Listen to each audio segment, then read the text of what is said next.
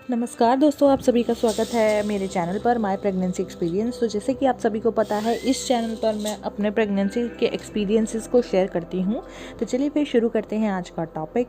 तो आज का टॉपिक है कि 9 मंथ जब हमको लग जाता है, एक प्रेग्नेंट लेडी को 9 मंथ जब लग जाता है तो उसको चिंता होने लग जाती है कि क्या उसकी डिलीवरी नॉर्मल होगी या सिजेरियन होगी, क्योंकि ये एक बहुत बड़ा क्वेश्चन बन चुका है।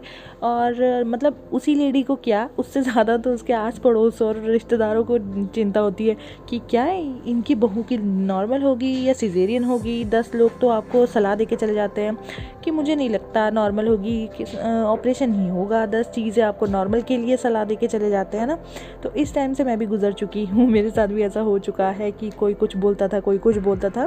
पर मैंने एक चीज़ ठान रखी थी कि जो भी हो जाए, मैंने अपने ऊपर या अपने बेबी के ऊपर स्ट्रेस बिल्कुल नहीं लेना है। चाहे डिलीवरी जो मर्जी हो, मैंने बिल्कुल भी स्ट्रेस नहीं लेना है कि यार मुझे नॉर्मल ही करना है लोगों को दिखाने के लिए। मतलब हमें ऐसा लगता है कि नॉर्मल करेंगे तो लोग चुप हो जाएंगे, अगर सी सेक्शन से हो गई तो लोग फिर सुनाने बैठ जाएंगे, है ना। ऐसा कुछ नहीं है, लोगों का मुंह है। चाहे नॉर्मल होगा तब भी चलेगा, सी सेक्शन होगा तब भी चलेगा, उनका हम कुछ नहीं कर सकते हैं। इसलिए सबसे पहला ध्यान हमें अपने ऊपर देना है कि हमें खुद के लिए नॉर्मल डिलीवरी की ज़्यादा कोशिश करनी है, क्योंकि अगर नॉर्मल डिलीवरी होगी तो हमारे लिए भी अच्छा होगा और हमारे बेबी के लिए तो होगा ही। पर अपने हाथ में कुछ नहीं होता है। कभी कभी सिचुएशंस भी ऐसी आ जाती हैं कि नॉर्मल ना करके सी सेक्शन से ही करवानी पड़ती है डिलीवरी। कभी बेबी की पोजीशन सही नहीं हो पाती है, कभी हमें लेबर पेन नहीं उठ पाता है, बहुत सारी चीज़ें ऐसी हो जाती हैं। जब आप भी 9 मंथ में आ जाएंगी तो आपको भी धीरे धीरे पता चलने लगेगा। तो मैं ये कहना चाहती हूँ कि 9 मंथ में नॉर्मल डिलीवरी के लिए आपको क्या क्या करना चाहिए। सबसे बड़ी बात है, आपको कहा जाता है कि 9वें महीना लगते ही झाड़ू पोछा मारना शुरू कर दो, है ना। मुझे भी कहा गया था, पर मेरा ये मानना है कि अपने आप को स्ट्रेस देने से कोई फ़ायदा नहीं है। आप वॉक कीजिए, सुबह उठ के शाम को आप जितना हो सके उतना वॉक कीजिए। अगर आपसे झाड़ू पोछा लगता है तो लगाइए, नहीं लगता है तो बिल्कुल भी मत कीजिए। ऐसा स्ट्रेस लेने की ज़रूरत बिल्कुल नहीं है। और ये जो बोलता है ना कि झाड़ू पोछा लगाने से ही नॉर्मल डिलीवरी होती है, ये तो सरासर गलत है।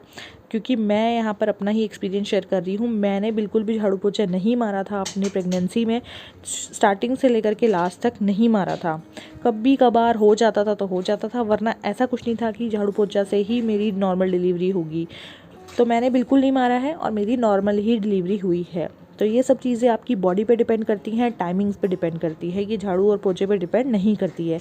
तो ये स्ट्रेस लेना छोड़ दीजिए कि झाड़ू पोछा नहीं मारा है तो अब नॉर्मल नहीं होगी। और मैंने ऐसे केसेस भी देखे हैं जहाँ पर उन्होंने पूरा घर का काम किया। अब झाड़ू पोछा तो छोड़िए, लोगों के घर में जैसे कभी कभी गाय भैंसे भी होती है, उनका भी करना ही पड़ता है जब कोई और ऑप्शन नहीं होता है। तो उन्होंने वो तक किया, उसके बावजूद उनका ऑपरेशन से हुआ है बेबी।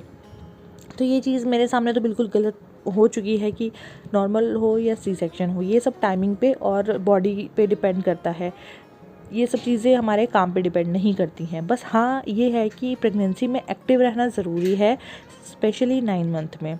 9 मंथ लगते ही हमको वॉक करनी चाहिए, मतलब थोड़ा आलकस छोड़ देना चाहिए। आलकस आता है, भारीपन होता है, कमर में दर्द होता है, टांगें सूज जाती हैं, मैं ये सब जानती हूँ। पर फिर भी हमें चलते ही रहना होता है, चलते ही रहना होता है, ताकि हम नॉर्मल डिलीवरी कर सकें। तो अब से आपको इतना ध्यान रखना है कि अगर आप नॉर्मल डिलीवरी करना चाहते हैं तो बिना किसी की सलाह सुने अपना ध्यान रखिए, वॉक कीजिए, एक्टिव रहिए, जितना काम आपसे हो सकता है उतना कीजिए। मैं ये नहीं कहती हूँ कि काम मत कीजिए, जितना हो सकता है। अगर नहीं हो रहा है तो उसको ज़बरदस्ती करने की भी ज़रूरत नहीं है। और सबसे बड़ी बात है कि खूब सारा पानी पीजिए।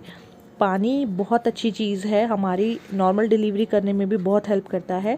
तो डाइट ठीक लीजिए, खूब सारा पानी पीजिए, जूस पीजिए, अपना ब्लड टेस्ट वगैरह अच्छे से करवाते रहिए टाइम टू टाइम। और जब टाइमिंग आएगी डिलीवरी करने की तो अपने आप सब कुछ हो भी जाएगा, आपको पता भी नहीं चलेगा। तो आपको मेरा ये वीडियो कैसा लगा वो लाइक करके और कमेंट करके ज़रूर बताइएगा, अगर आपको थोड़ी सी भी हेल्प मिली हो। अगर आपने सब्सक्राइब ना किया हो तो मेरे चैनल को सब्सक्राइब ज़रूर कीजिएगा। मैं चलती हूँ, बाय बाय।